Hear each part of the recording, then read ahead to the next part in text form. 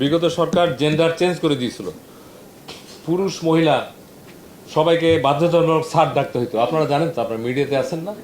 5ই আগস্টের পরে থেকে এটা শেষ। এখন হলো আমরা পুরুষ অফিসার জনাব অথবা মিস্টার, এবং ফিমেল অফিসারকে মিস অথবা আমরা ইংরেজিতে বলি এমএস। ম্যাডামও অনেকে লিখতে পারে, কোনো অসুবিধা নেই। তো এইগুলো তো রাষ্ট্রীয়ভাবেই করা হয়েছিল। আপনার প্রশ্নটা খুবই ভ্যালিড। স্যার ডাকা, আমি মনে করি বিদেশে প্রেসিডেন্টকেও স্যার ডাকে না, ভাইস চ্যান্সেলরকেও স্যার ডাকে না, বাই নেম ডাকে। আমাদের দেশে তো নেমের কালচার নাই।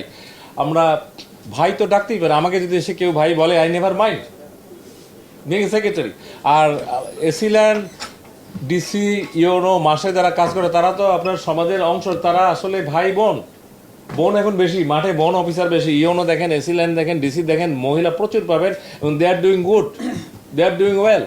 তা আমার মনে হয় স্যার ডাকাটা ইস্যুটা আপনারা নিজে থেকে প্র্যাকটিস করেন। আমরা উপদের থেকে সরাসরি তো চিঠি না, যখন যে কনফারেন্স থাকে আমরা কিন্তু বলি স্যার সহ। আমরা যে ডিভিশন, ডিস্ট্রিক্ট, উপজেলা কয়েকটা করে আসলাম, এই মেসেজ কিন্তু দেওয়া হয়েছে।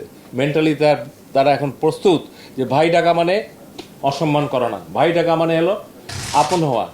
আর আপনারা মেয়েদের ব্যাপারে বলি, মেয়েরা তো আমরা ম্যাডাম ডাকলেও খুশি, আপা ডাকলেও খুশি, সবচেয়ে খুশি হলো আপু না, আপু। এখন এসি লাইনকে যদি আপু ডাকেন, আপনার কাজ তাড়াতাড়ি হয়ে যাবে। ইউনো সাহেবকে আপু ডাকেন, মহিলা হয়ে যাবে। ডিসি সাহেব বহু আছে, আপু তারা মাইন্ড করবে না। আমি এটা আই নো দিস সাইকোলজি।